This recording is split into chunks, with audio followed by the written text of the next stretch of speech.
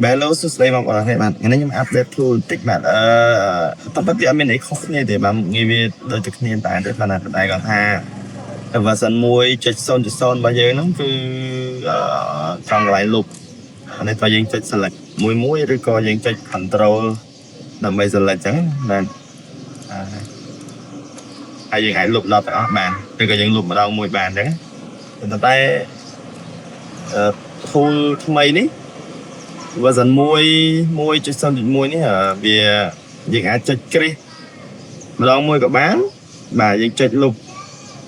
មេរោគទាំងអស់ក៏បានដែរបាទអញ្ចឹងមាន7អញ្ចឹងយើងរាប់មើលមក1 2 3 4 5 6 7បាទអញ្ចឹងអានៅលើនេះវាមានវាប្រាប់ថាមាន7អញ្ចឹងយើងចុចម្ដងលុបទាំង7ក៏បានដែរឥឡូវខ្ញុំសាក scan ដល់ទៀតបាទទៅ scan កំពុង scan ស្វែងរកមេរោគdan tikបាទ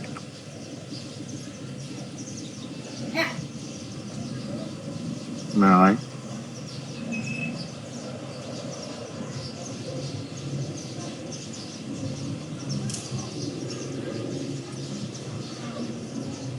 អូខេបាទអញ្ចឹងវា scan ចាប់បានបាទអញ្ចឹងយើងលុបម្ដងទាំងអស់ក៏បានដែរយើងចុចតានេះមួយអញ្ចឹងមេរោគក្រហមហ្នឹងគឺវាលុបទាំងអស់ហើយ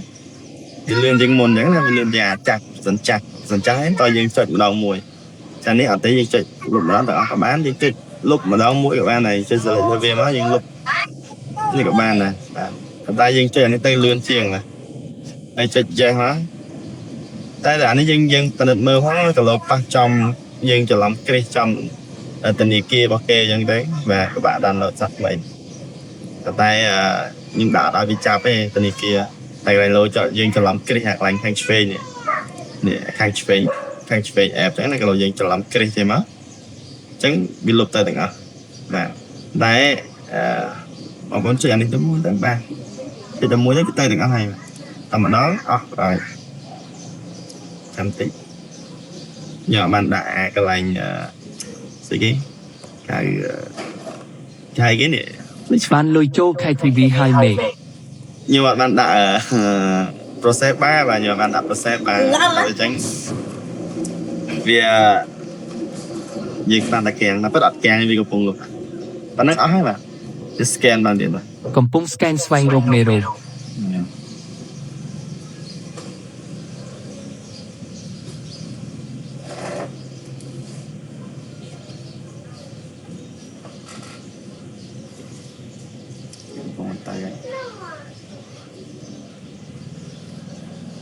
ចឹងអត់មានទេបាទខៀវអស់ហើយបេតងខៀវ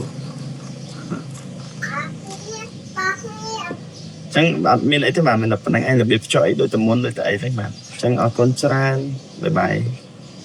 អូមួយទៀតកុំតន់បាយបាទខ្ញុំអាប់ដេតមួយទៀតគឺមុខងារ factory reset លឿនជាងមុនបាទមុនរៀងយូរបាទឥឡូវរៀងលឿនជាងមុនឥឡូវខ្ញុំសាកមួយ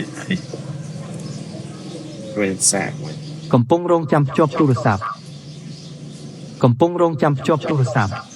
ហេតុនោះបាទវាជាប់តែវាមានអារម្មណ៍ថាវារៀងយូរមកសក់មកលឺនេះកន្លែង erasing FFP ហ្នឹងវា erase យូរអូយលឺឡើងមើលសាច់ចាស់វាក្រចប់ចាស់ហ្នឹងមកវាអាចចំណាយពេលឥ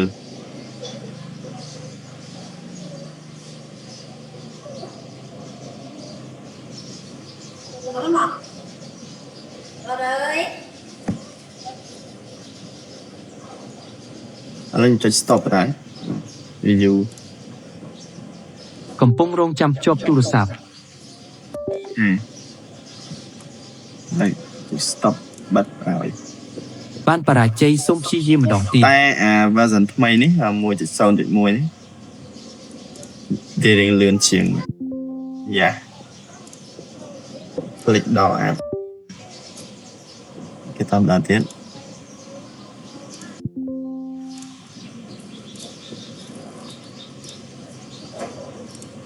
វាជាប់ ADB mode ដោយសារតែខ្ញុំដកនេះមិញខ្ញុំដោតមិញអូខេឥឡូវវាដាច់វិញហើយដកចេញឥឡូវយើង factory reset ចាប់ផ្ដើម កំពុងរងចាំភ្ជាប់ទូរស័ព្ទសូមភ្ជាប់ខ្សែ USB បាទយើងដល់ខាងនេះ ទូរស័ព្ទបានភ្ជាប់ជោគជ័យ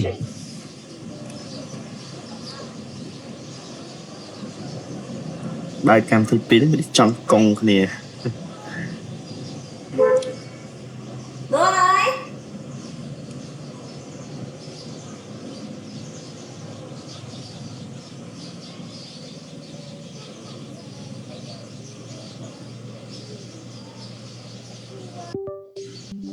ដំណើរការបានជោគជ័យហាហាហា